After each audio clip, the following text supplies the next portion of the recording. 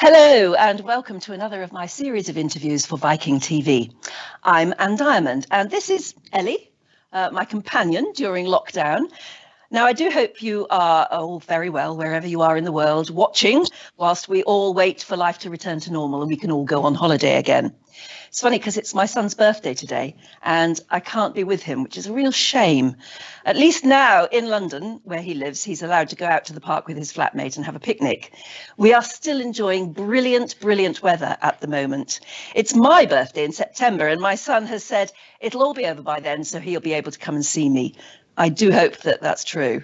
If you are separated from dear members of the family at the moment, I hope you're at least able to stay in touch with them online.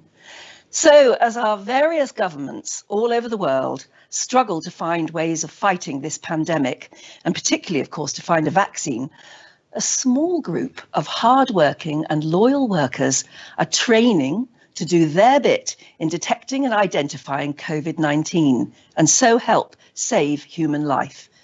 And they're not even human. It's a fascinating story that's begun to catch the imagination of the media, and now the scientific and medical world think that these wonderful creatures could play a significant part in the war against the virus. And they're dogs. They've always been called man's best friend, a title that's proved itself through history.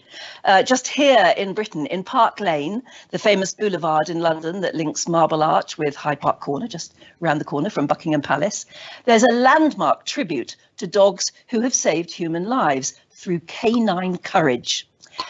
There are countless tributes. Look, isn't it gorgeous, that one? And you can see it as you drive down Park Lane.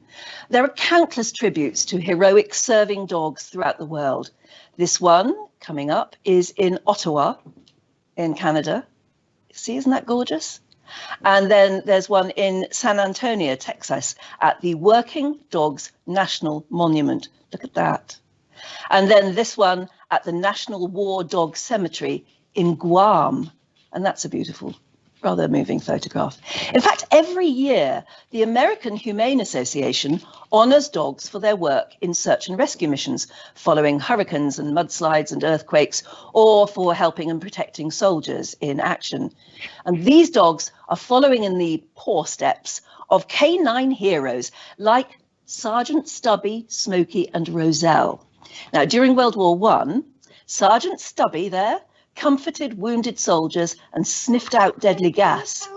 Yeah, and Ellie wants her say, stop it. Smokey, look at this. Smokey was so little he could run wires through trenches and over battlegrounds.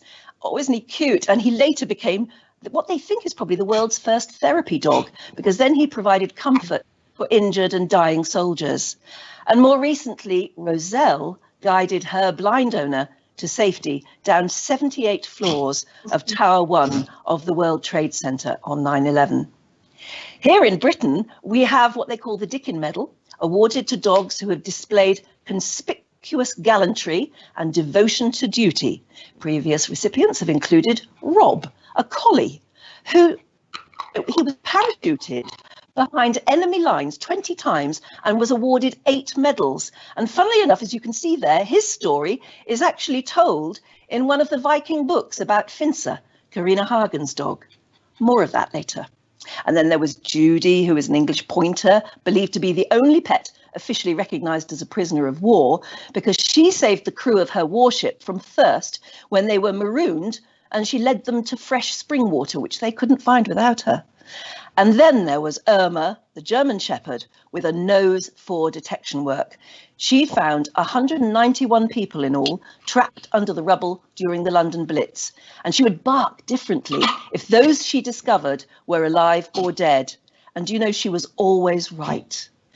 And while you can hear Ellie having a good old cough over there, she's been after my packet of crisps. It is the dog's nose, apparently, that could be the secret weapon in the fight against COVID-19.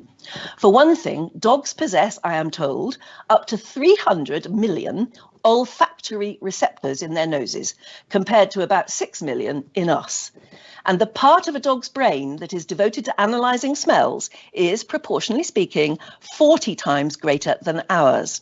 So on that stunning bit of science, I hope you were impressed, let me introduce my next guest. She is Dr. Claire Guest. She is the co-founder, chief executive and director of operations of Medical Detection Dogs, and a friend as well. A very warm welcome to you, Claire. A warm welcome. Thank you very much for inviting me, Anne, and for the wonderful information that you've already provided. I'm glad you did those statistics. Absolutely fantastic. So who is that with you? Well, this is Asher. Now, Asher is one of the dogs we're going to talk about a bit later that is actually on the COVID-19 project. So he's been working today, and he's quite tired, when you see. And also, he's like holding a hot water bottle.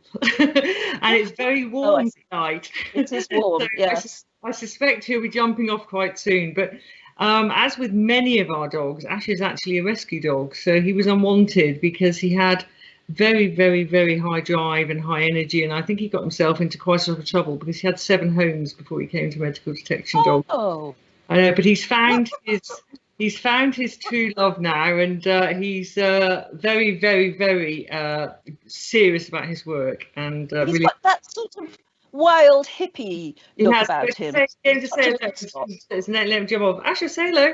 Asher. Hello, Asher. Hello, Asher. He's got beautiful eyes. What sort of dog is he? So he's a working Cocker Spaniel, and so bred for work, and that's why he's very high energy. And he'll say hello. He's going to go now. He says, oh, it's too hot. Yes, I know. Ellie's off and on the couch at the moment. In a nutshell, can you explain to everybody watching, pre-COVID, what is it that you do? So Medical Detection Dogs is a charity that's been going for just over 10 years now. And how it started actually was I was very, very lucky in 2002 to meet a doctor called Dr. John Church, who believed that dogs could detect human cancer. Now, I had my own reasons to believe that because I had a friend who had told me about her story with her pet Dalmatian dog. This dog had kept on licking and sniffing at a small mole on her calf, to the point, she said, where it was annoying. She said it wasn't even a sort of passing sniff. She said, you know, I could be wearing boots or trousers. I'd walk past the dog and this dog's nose would get stuck to this mole. She went to her GP, and her GP said he couldn't see anything wrong with the mole. She was a young lady, but he'd remove it. He did so, and it was actually malignant melanoma. Melanoma, the most serious form of skin cancer, as we know. And Jill would definitely not be here to tell the tale if this hadn't happened. Now, that immediately, I was so passionately interested in that. And actually, Medical Detection Dogs was actually, if you like, formed from those anecdotes, because we did the first study. It was published in the British Medical Journal in 2004, and it led to the formation of the charity in 2008, when we decided, John and I co-founded it, that this ability of dogs to sniff human disease was quite incredible, and that we really, really needed to know more about this and how it could help. You trained as a psychotherapist, didn't you? A psychiatrist, behavioural psychologist. So I'm very lucky. My sister, we have a psychiatrist sister. My sister, I have 3 sisters, and my sister is a psychiatrist.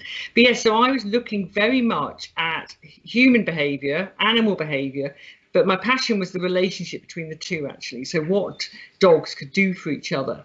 And from training dogs to detect cancer and from forming the charity, we then found that every single disease you can think of seems to have a unique odour, and that dogs can be trained to recognise these odours. They're aware of them all the time, but of course we've never really asked the dog. But now we're asking the dog. It seems that diseases have these odours. So actually, Medical Detection Dogs has almost got 2 arms now. Our first arm is where dogs are trained to find the odour of disease from a sample. So the dog might sniff a urine sample or a breath sample or a sweat sample, and they'll be trained to detect a particular disease to find out how reliably we can find it from volatiles. But the other side of our work is our medical assistance dog program, and many people have seen assistance dogs around the world. The only difference is that our dogs are using their nose, and they're warning people of oncoming medical emergencies. Yeah, because that's how you first started, isn't it, with hearing dogs for the deaf? I did. So when I first left university, I was doing my master's degree, and I started work with hearing dogs for deaf people, which was very small at the time. I think I was about the 4th employee, actually. So I spent 17 years there, and that's where I met Jill. And that's a hearing dog for the deaf is if there's a deaf person and the doorbell rings or the phone goes, the dog will tell the owner that that's what's happening. There's something, they'll alert them to the fact. So you're using the dogs, obviously guide dogs, you're using the dog's sense of sight to help you. With hearing dogs, you're using the dog's ears, so the dog hears the sound and comes and tells you the sound has occurred. And it's funny, really, isn't it, when you think about it, that the dog's best sense, which is this sense of smell, has only been used more recently in assistance dogs and in detection of disease. Yeah, and it's their strongest asset. Absolutely, absolutely. I mean, as you said, so much better than ours. And they are actually, dogs are evolved as incredible biosensors. I mean, not only have they got the 300 to 350 million sensory receptors that you described, they've got an organ of Jacobson at the back of their throat, and this actually enables them to draw longer odor molecules into the back of their throat. And I'm sure you noticed that when Ellie sniffs something, if she gets very interested in the odour, her sniff rate increases. Yes. Sometimes they almost gulp as well. Now, what is believed is that the nose, actually, the two sides of the nose can work separately in dogs. They can sniff up in one part, and what happens is the odour vortexes. So they're almost like a little hoover. So it becomes more and more interesting. They hoover the odour up. And at the same time, they gulp because it pushes air into the back of the throat. This is the organ of Jacobson. They are biosensors that have been evolved to be the best biosensors on the planet. So this is quite incredible. Yes, and we should be using it if they're happy to let us. And they do appear to be really happy to let us. I mean, your dogs look as though they're thoroughly enjoying themselves. Absolutely. I mean, we use dogs for our biodetection work that absolutely love searching and finding. I mean, these are dogs that say a lot of them end up in rescue because they're just too much for their pet homes. So dogs that, keep throwing the tennis ball at you all day if you don't. And just want to work, want to use their noses. And actually what I love so much about this work is not only do the dogs get the reward, they get the tennis ball, they get the treat for finding the odour, but actually, they really love pleasing us. They absolutely get this real sense of I did it. So there could be a really brilliant symbiotic relationship between human and dog. As I said, through history, most humans have noticed that. There's something about having a dog. Now, we were going to be talking to the actress Leslie Nichol as well today. And you know her very well. She plays, for those who don't know her real name, Mrs. Patmore in Downton Abbey. She was planning to be with us too. And she's one of your great supporters, isn't she? She couldn't be with us today. I think she's going to plan to come in the next couple of weeks. But she really is one of your greatest supporters. Yes, she's absolutely fantastic. I mean, she completely understands the work and has this real passion and understanding about dogs. So, we were so lucky. So I got the next door neighbour's dog barking now. Oh my goodness. So she was, apparently was in the park one day and walking and saw one of our assistance dogs, partnerships, and was interested to find out why this dog was wearing a red coat and what this dog did. And that got her hooked, and then we met, and she's just such a wonderful, positive person. And at a time when the charity was very small, it was incredible. Yeah, and I know it's funny hearing next door's dog as well joining in on this. Got two dogs already on this programme. I mean, it's sad that Leslie couldn't be with us today to explain it, but I know she would love to have told the story behind this photograph. I presume, were you there at the same time when Prince Charles showed an interest? I'm behind, actually. Yes, you can see me there. Ah, yes, you're there to the right. Indeed. What was happening here? So it was a fantastic event. So we are very privileged to have the Duchess of Cornwall as our patron, and again, it's made a wonderful difference to her. The very first time she came to visit us was at our training centre, and at the time wasn't as big as it is now. It's got a small building, but she came and watched the dogs work, and she was absolutely taken with it. And as she left, she said to me, I think my husband would be very interested in this. Of course, this is a wonderful remark from the Duchess. And surely in time a letter came saying, would we like to come to St James's Palace to demonstrate with the dogs in the company of the Duchess and the Prince of Wales. Quite an incredible event, very nerve-wracking.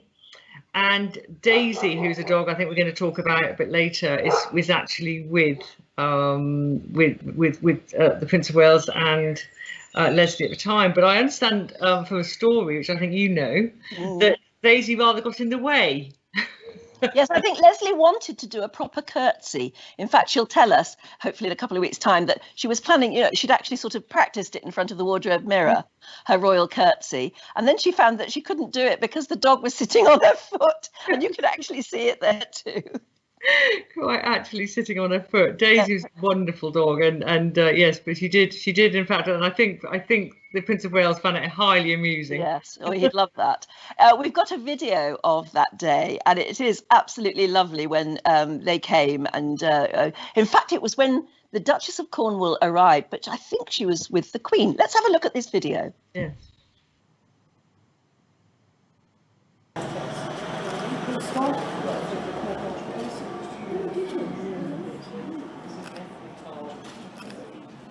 No, they're very good.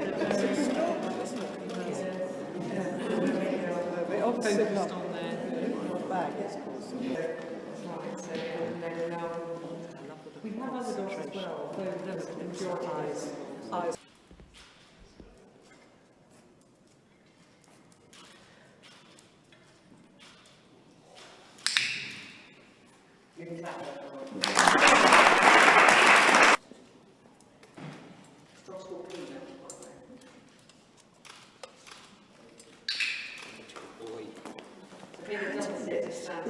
Nimbus with Jodie on the left-hand side.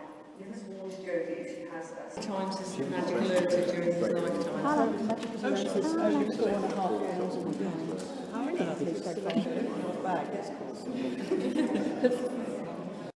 It's lovely to see the Queen so fat. She loves her horses and her dogs, doesn't she?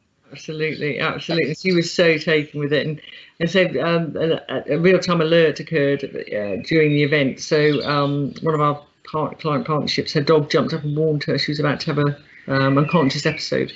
Oh, really? And it was actually the Duchess that noted and pointed it out to Her Majesty, and so they watched.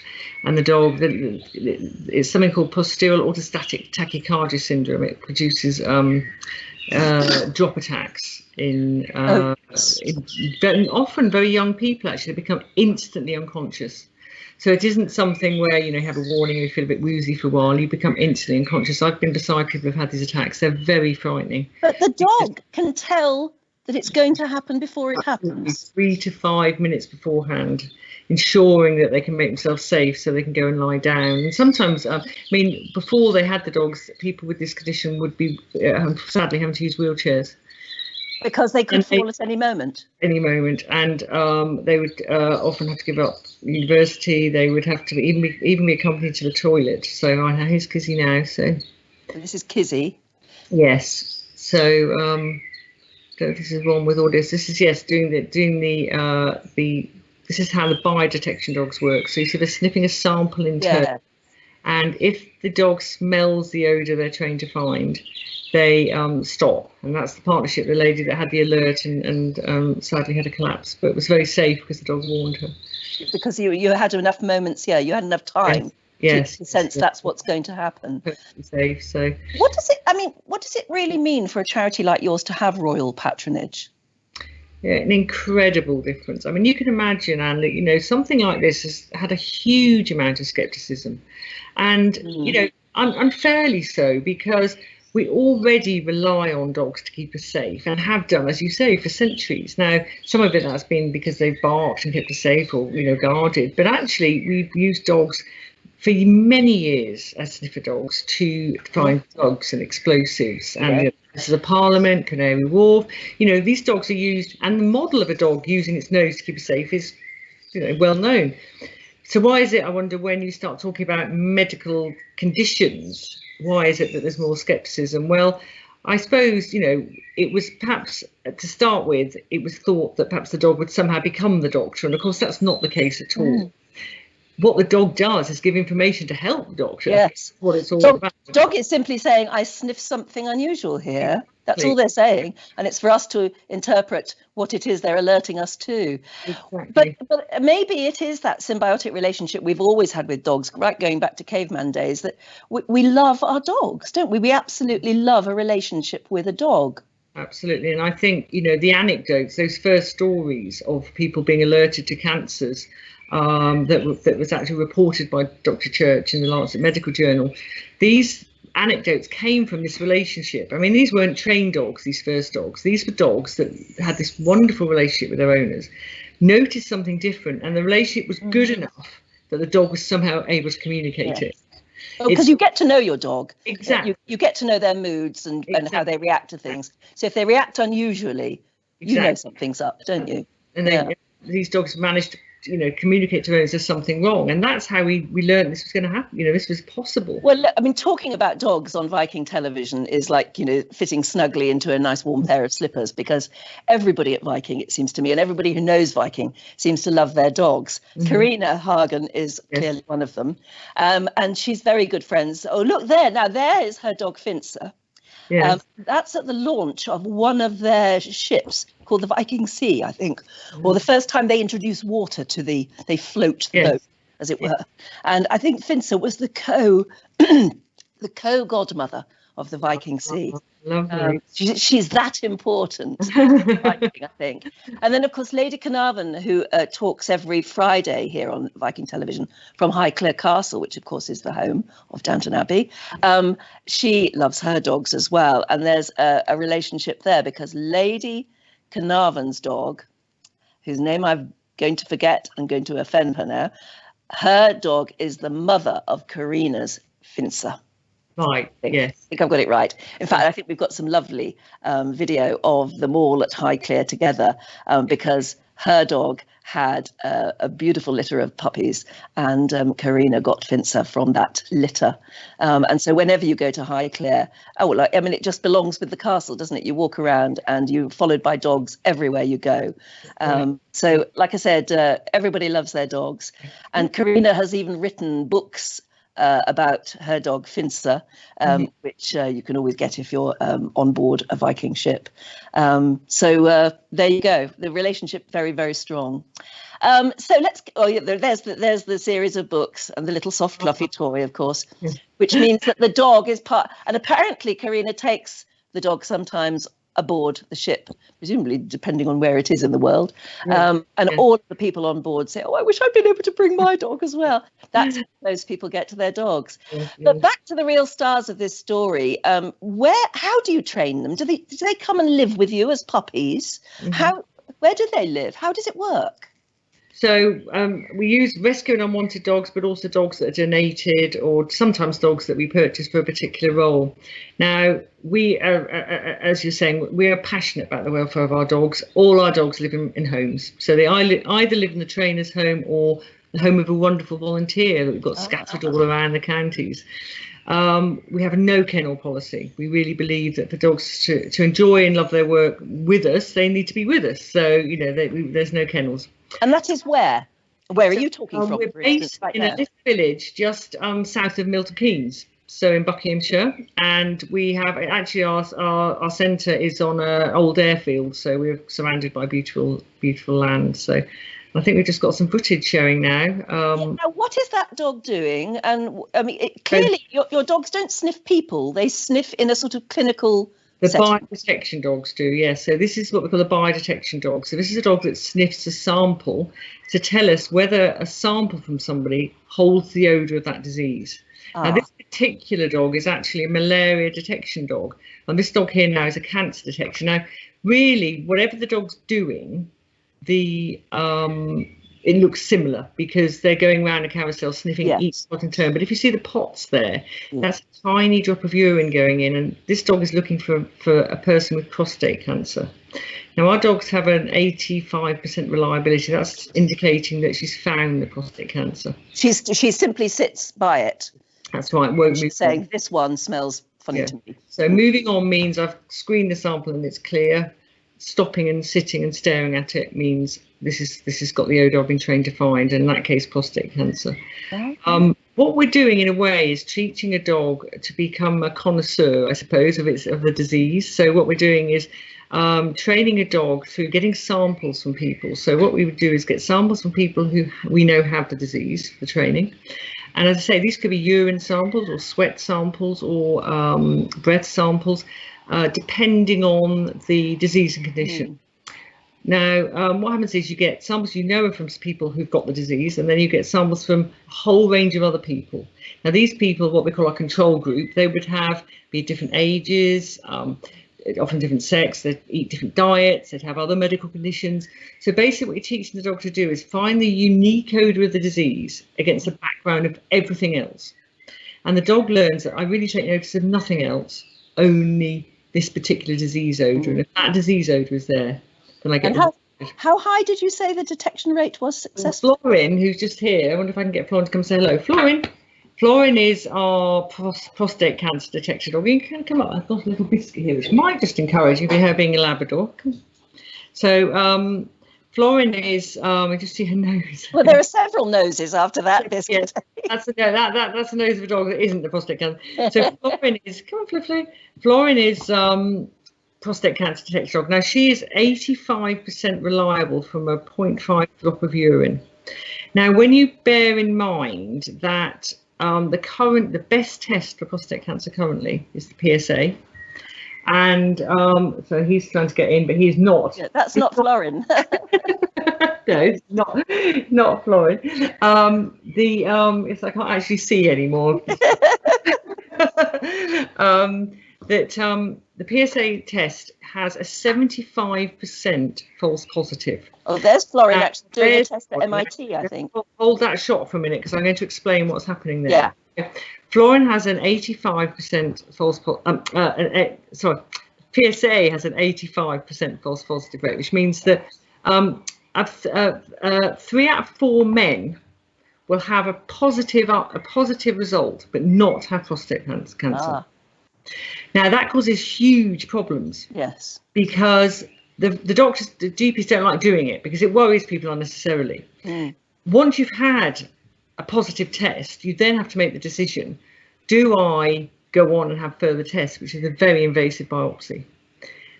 If you have the invasive biopsy, it can cause damage. Yes. Many people decide not to have it, and so they're not quite sure. There's a lot of worry surrounding this positive test. And what we've discovered is that Florin and her colleagues, if I call them that, have an 85% accuracy. Her false positive is under 10%. My goodness, what a difference. Now, of course, the thing to do is to run these tests together, because they're actually completely different tests. They're clearly measuring different things and helping the medic make a decision.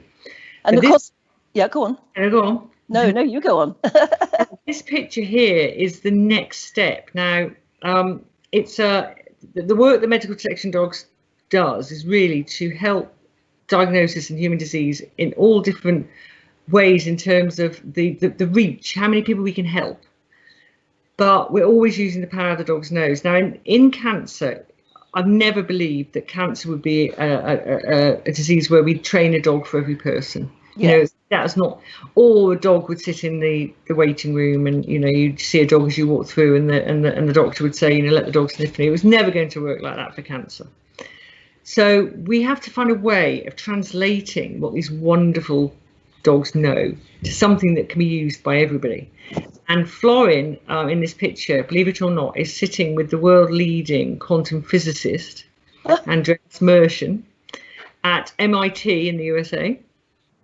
And he is basically, he has built a bioelectronic nose. Don't ask me how, because I'm not a physicist, but that is the bioelectronic nose. So he is studying Florin and what Florin is capable of doing with Florin's nose. Absolutely. And he's trying to invent something that will biomechanically emulate it. Yes. The wonderful thing is that the nose he has built has gotten a capability now of detecting very low levels. Now, one thing we didn't talk about the dog's nose and how wonderful it was is what levels they can go down to. They can go down to parts per trillion. So this is, you know, we can't even imagine what a particle trillion. No. Now, actually, that little machine he was carrying can go down as low, but there's a big problem. The little machine doesn't know what cancer smells like. The only biosensor on the planet that currently knows what cancer smells like is Florin. Yeah, my goodness. She's going to have to teach the bioelectronic nose. Now, you might say, well, how does that happen? Well, say I say the word lavender to you now, and if I say to you, imagine you're smelling lavender, so you can feel, you can get that sense, can't you? Yes, yes. Try to explain to somebody else what lavender smells like. I don't know where you can't. No, I mean flowery, and then they'd have to know what flowers. Is Florin working? Yeah, you could only liken it to something else. That's right. Yeah. So that's Florin working, isn't she beautiful? She's got very, very striking. So what you have to do is, I give you 10 pieces of lavender, and you sniff them all in turn, and you say to me, that piece there smells really lavendery. That piece there smells sort of lavendery, and that piece there doesn't really smell of lavender at all. And all that information comes to me, and I say, I think I know what lavender smells like. That's exactly what we're doing with the dogs. Oh my goodness. So Florin has a sample from someone that has cancer. We know they have cancer. She sniffs the sample, she says, yes, that's cancer, but she's then able to translate through a particular device, and you saw it when Her Majesty saw the device, where if she's very sure, she bangs it harder. Oh. So she can say, this is really like it. And I presume, because you've been talking about Florin being particularly good at this, yes. some dogs get it and some dogs just don't. Yes, I mean, our dogs are all working gun dogs, so they're all potentially have a good nose and want to do the job. Florin has, she's our leader, if you like, and followed Daisy, who was our leader before, and she's Daisy's niece. But we have 5 or 6 other dogs who are very, very good as well. So it isn't that you can only, you know, it isn't only Florin. So 6 dogs would smell. Yeah, well, I was just going to say, you've got the Super 6, haven't you, at the moment? Yeah. Tell us what they do in a moment. I just wanted to play everybody this video, which explains, from your point of view, what might be expected or might be hoped for, at least, to come out of the studies you're doing about COVID-19. Just everybody have a look at this.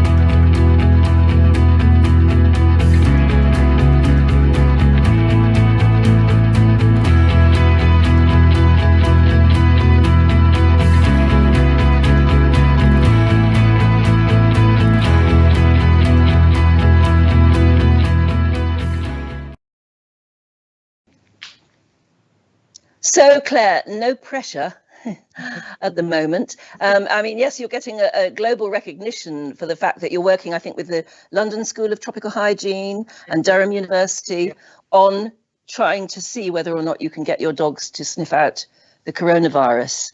How's it going? Like I say, no pressure. No pressure at all. I know it's quite a thing, isn't it? But I mean, we 2 years ago, with the London School and with Durham, we were able to train dogs to very reliably find the odour of malaria parasite.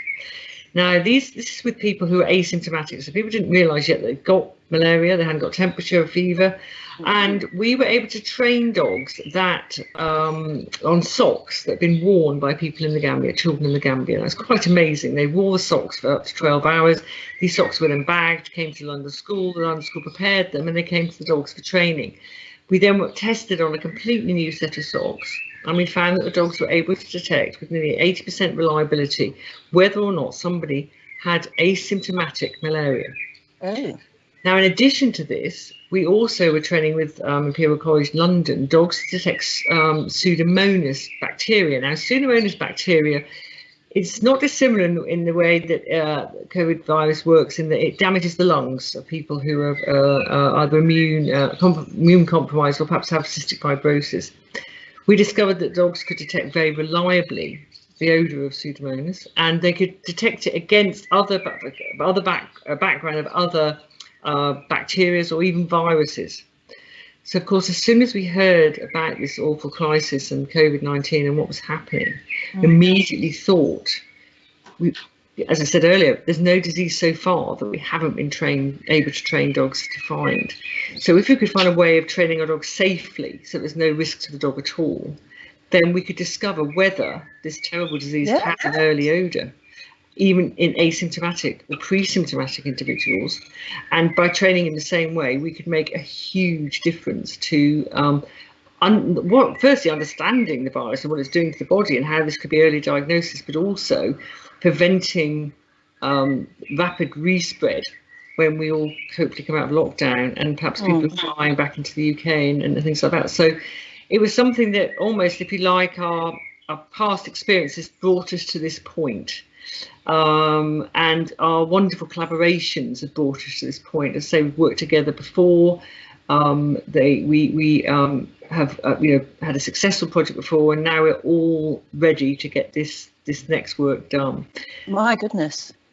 I mean, what a responsibility in a way, but wouldn't it be wonderful if dogs could play their part again in being heroic and saving human life? Indeed, and I think obviously this is the first time the government, I mean, they've supported and they've given us some financial support to get this off the ground. And, we believe that this is something, that really can make a difference. I mean, a dog can sniff at someone, as we've seen from our dogs going around the carousel, sniffing the samples. It takes a dog about 0.5 of a second to sniff something and say whether the disease is there or not. Now, of course, if you can imagine coming off a plane from a hotspot area, an area where COVID-19 is perhaps still very prevalent, and coming back and you're waiting to go into passport control, as you do, a dog passes, doesn't have to get close up to you, a metre away, and if you have COVID-19, he would sit and say, so that you could then go and take the test and isolate. Make a huge difference. I think that's what I will take questions in a few moments, but I imagine a lot of people will want to know, what if you're out and about with one of your dogs and they go up to another human being and they show that sort of interest? Would they do that, or would they only recognise their smells in a clinical situation? Certainly in our biodetection dogs would only do it normally in sort of massive bumblebees just flown in. Sorry. So it's gone out again, you're fine. Oh good, I'm glad it's gone out. The dogs that work in biodetection don't tend to indicate at all outside, because they're trained in very specific situations on samples. You could transfer them to do it. You could teach them, but we don't, because sort of diseases that they're being trained to find. It would be awful in so many ways, wouldn't it? And that brings me on to the other sorts of dogs that you've been talking as well about, and those are the medical alert dogs. Yes. Now, I mean, I don't know if this is, I forgot to actually check with you that this is all right, but these people are already on your website, so I imagine they've said their stories are fine to tell. Yes. But these just show the incredible things that the way dogs can help a human live a normal life. I think our first picture is of Juanita and Toffee. Yes, there they are. And Toffee, I gather, is a Shih Tzu Dachshund cross. She's gorgeous, isn't she? And I don't know whether you're familiar with the story. I'm sure you are. I'm sure you know all of your people. But Juanita suffers from something that gives her an anaphylactic shock reaction. Yes. And the dog can tell when she's going to have that sort of reaction. Absolutely. I mean, it is quite amazing. And I'm always in awe of these dogs, because even though we know how we train them and we know that we collect odour, the fact that they're able to do this is quite phenomenal. So this lady sadly has a condition where she has, regular anaphylaxis to a whole range of different allergens or triggers is really the word. And but her little dog, that wonderful little dog, is able to warn her before she has one, and so she's able to quickly take medication. Yes. And prevent it becoming life-threatening. It's an amazing trust between human and dog. It's incredible, honestly. I mean, like I say, every time I've been working for, over 10 years with the medical detection dogs, and every time I see an alert, I stop. It's it's just a wonderful thing to see. Phenomenal. And then we've got the other story of Mary and Rollo. Yeah. And Mary suffers from this thing. Actually, you mentioned a bit earlier. She can have a drop attack. That's right. Something can make her literally fall down to the floor. Absolutely. Like that. Absolutely. It isn't. I mean, it isn't graceful. If you ever see someone with this condition, it's very frightening. It's absolutely bang. There's no warning at all, and they just completely hit the ground very hard. And these, it's absolutely amazing. These dogs, it's 3 to 5 minutes beforehand. So that dog will show, will alert her in some way that she's now used to. The alert she knows it's going to happen. Yeah, alert looks pretty similar whether you're alerting a stand, if you were, or a person. So if it's a person, the dog will come up to you, nudge and stare. Some dogs paw. Some dogs, if you're having a low blood sugar, they go and bring your medical kit, your testing kit. But they're all just we teach them to communicate. That's what we teach them. The dog does the hard bit. We teach them to communicate. Just say that again. The dog will actually be trained and know to go and get the kit and bring it to you. Absolutely. So we leave the blood testing kit or the medication pack, and the dog knows. I can smell this odour again. They're going to need it. So as part of the alert, they'll trot off, pick it up in the mouth. Or the Labradors love it, and they come and place it on the person's name. And oh right, okay, that's what's going to happen. That's my message. Yeah, we got another picture of David and Bo, because David, I think, has got type 1 diabetes, but again he can have a sudden attack, and the dog now knows it and basically alerts him and the family, and it's enabled him to live a normal life, which he wouldn't be able to do, because I think he's planning to go to university, and he'll presumably take Bo with him.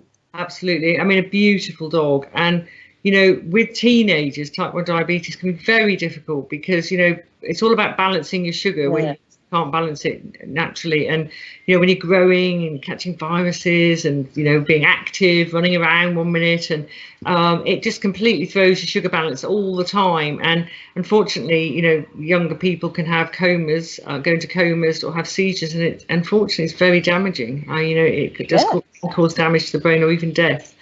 So Bo is wonderful, and this partnership, it's a lovely partnership to watch, and it's given, there's a confident partnership, and off they go. It's sort of going and living their lives together, which is incredible.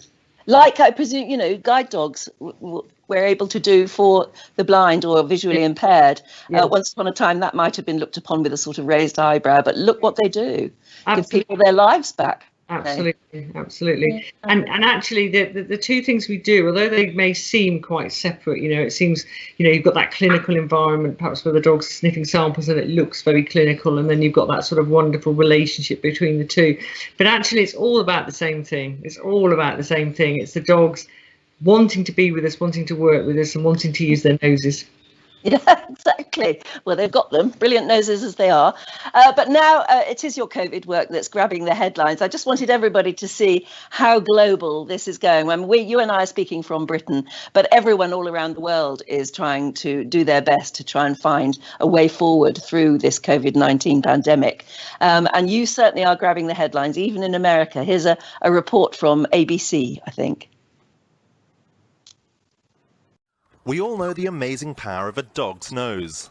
Trained to detect bombs at airports, sent to search for survivors after earthquakes. And now the fight against coronavirus could get some four-legged help too, from dogs like Storm and Asher. They're part of a British charity, Medical Detection Dogs. Now, if they can do this reliably, it'll be a real game changer.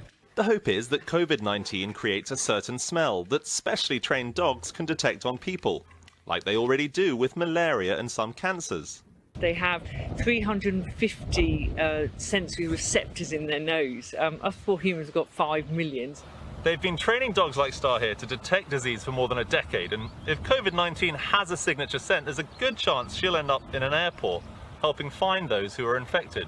And the key here is that we can screen a lot of people very quickly, and it's non-invasive. They hope to know if the disease can be sniffed out by July, allowing these dogs to become the new furry detectives on the front lines. Willem Marks, NBC News, Milton Keynes, England. There, as I said earlier, no pressure, but it's It's interesting to see how everybody is interested, because that's what everybody wants, you know, some sort of a miracle. I doubt it'll be a miracle. Any idea on how far you are and how near things might be to using the dogs in some efficient way? Well, we've just got through ethics, and so samples will be collected very soon now.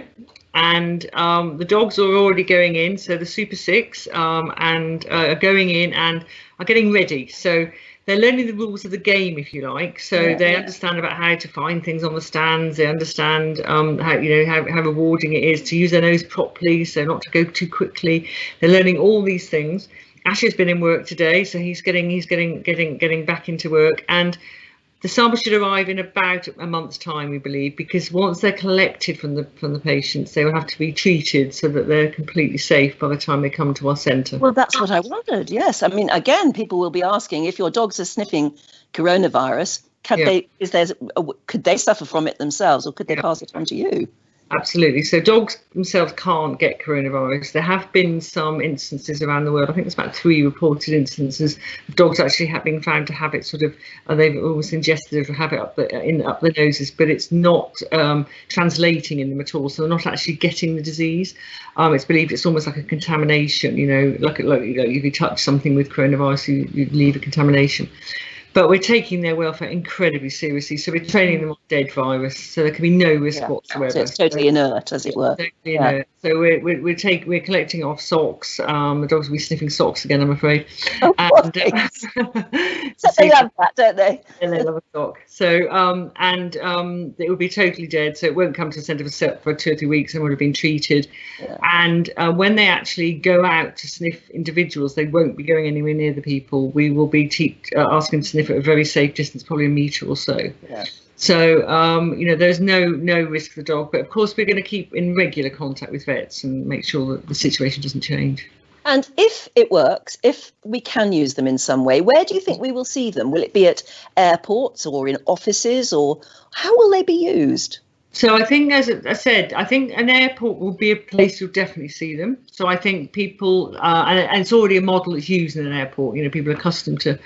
And I think, you know, if you knew a flight was coming in from a hotspot area in the world, and you wanted to quickly work out what percentage of people on that plane were carrying the virus asymptomatically or pre-symptomatically, you know, you could quickly, as you go through passport control, you can quickly, you know, get those people screened and come out. But I also see that it could be something, once we know dogs can do it, I think it could be something which could keep people safe in many different scenarios, actually. You know, wherever you're going to try and have a group of people coming together, perhaps they have to come together for a reason, but, you know, you want to be sure that the people get together have actually all virus clear. I can see this could be something that's used in many different ways. And I think the challenge will be actually to ensure that when we work with other agencies, which we will do, you know, we will pass this knowledge to other agencies, because this is a global pandemic, that, you know, we must maintain standards, both of course welfare, but also of accuracy. So Leslie Nicholl's been in touch. Hello, Leslie. She'll still be watching. Hi. Of course, Leslie was going to be our guest today, but she will be hopefully in a couple of weeks' time. She says, hello from me. She's in Los Angeles. She said, I'm so happy you're able to spread this amazing story today. I am so proud to be associated with this charity, and I hope people watching will understand this is a relatively small organisation doing mighty work, but they rely completely on our support. So proud of you. And that's to you, Claire, most of all. And actually, anyone watching at the moment, and I know so many people watching will feel so strongly about dogs for a start, and then, of course, about the work you're doing. How can we love and support you? Well, so actually, one thing I haven't mentioned, which is quite relevant to my story, is that Daisy, who was the dog who's Florin's aunt, was the first dog to tell me with the prostate cancer had an odour. And she was working very well. She'd been working for 2 or 3 years, and for a while she started to become a little bit unusual. She kept looking at me with her big eyes and seemed a bit worried. So I couldn't work it out really. I thought I'd upset her in some way or something. So one day we went for a walk after we'd been working, and I opened the back of my car up, and she stared at me, and then she kept nudging at me. and staring and nudging and staring and nudging. And I thought, oh, it's matter, Daisy, go and have your run round. So she did eventually, and she went and ran around with a couple of other dogs and came home. And I thought, well, you know, sort of, not sure why she was doing that, but I thought I could feel a bit of a lump. I was 45. And cut a long story short, in the end, I could feel something, so I went to my GP and I was referred. I was diagnosed with a very early stage, but very, very deep-seated breast cancer. My goodness. I was told that my prognosis would have been incredibly different because it was a very deep-seated cancer. It was so deep-seated that they said that, you know, if by the time I could have felt it, it would have been a much, much larger tumour. And probably. Isn't that incredible? So, are you well now?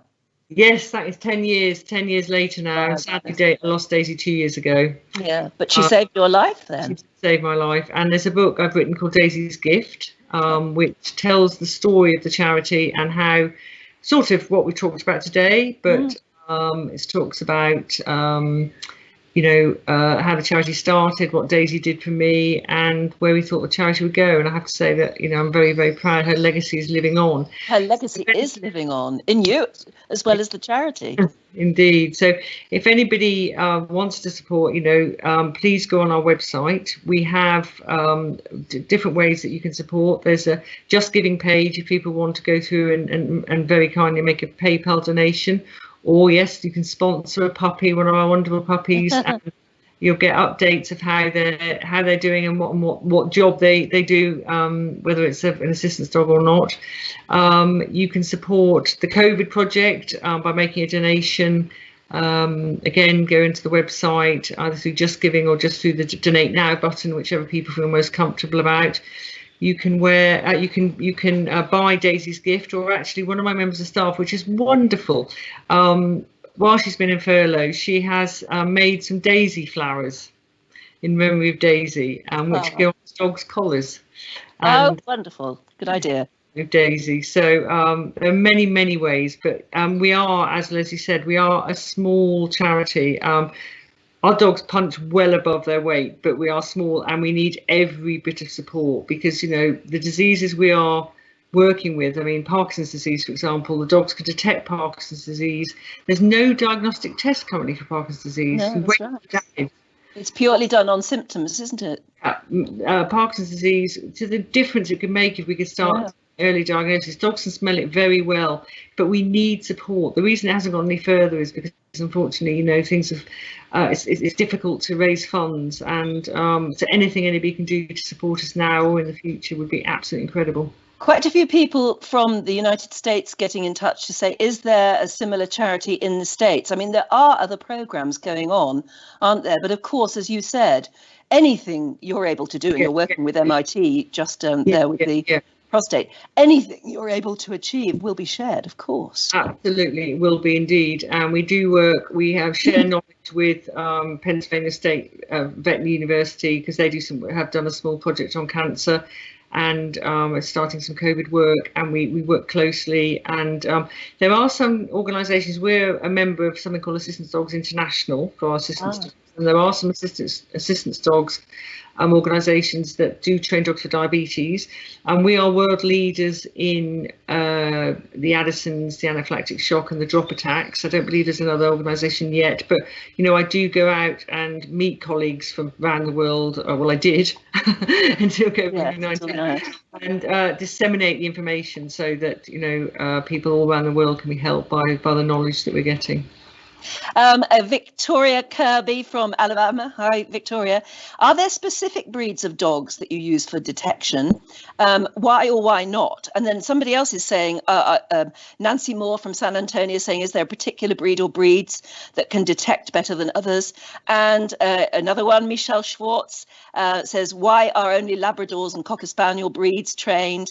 Somebody else is saying, are male dogs better at it than female dogs, or the other way around? Okay, so some good questions. So generally speaking, we use gun dogs, Labradors, Spaniels, Spaniel crosses, some Collie crosses.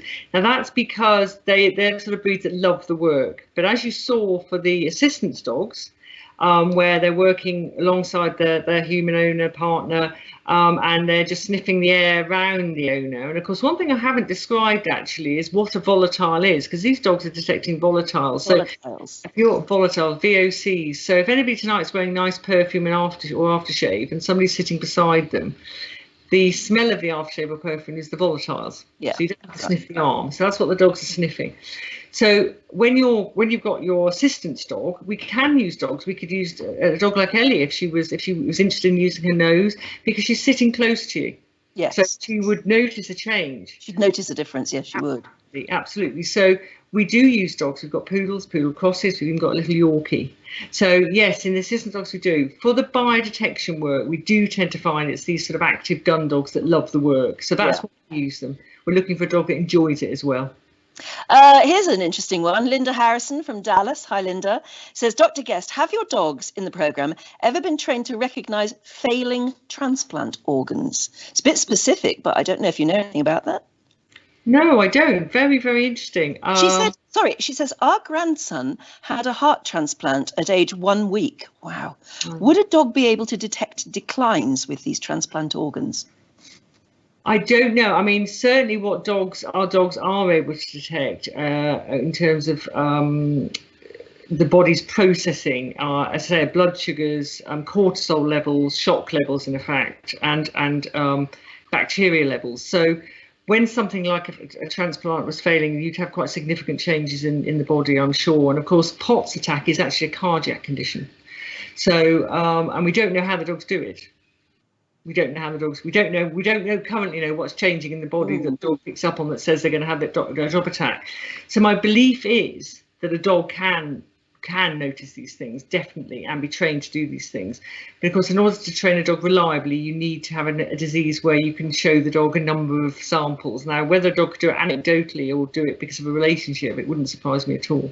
No, absolutely. I mean, as we were saying earlier, the trust you build up with a dog, you get to know their character. And it was funny when you were saying a minute ago that you were worried you'd offended your dog in some way because she was reacting to it. Why do we do that? We really do, don't we? I've been through moments like that where I think the dog's a bit odd today. What have I said to offend her? It's absolutely fantastic. And so many people have got such interesting questions, most of which I have to say that you have already answered because you've been the most wonderful guest, Dr. Guest, today. Mike, how long have you been doing this? Oh well, I won't say how old I am, but I've been working in dogs and for 35 years, and sort of leaving university, and I've been working with detector dogs for 15 years. And once you've worked with the dog's nose, honey, there's no going back. Just finally, is there anything that you dream of that one day maybe dogs will be able to help us with? Is there anything else you think they could be trained to do or detect?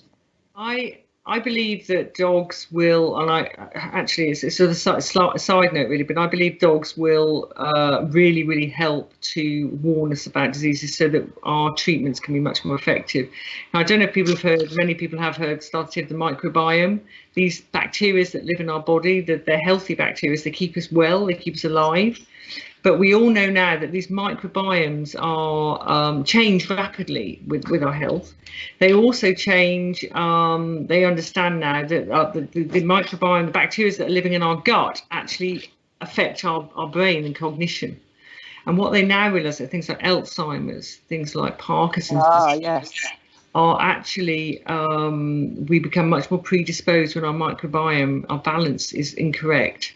What I'm really hoping is that dogs can smell, well, I know dogs can smell microbiome. I know they can smell bacteria, but what I want is to be able to develop the evidence that dogs can tell us whether our microbiomes are good or bad, and therefore could start to warn us of our chances of getting diseases, that we could then change our microbiome in order to prevent the disease process.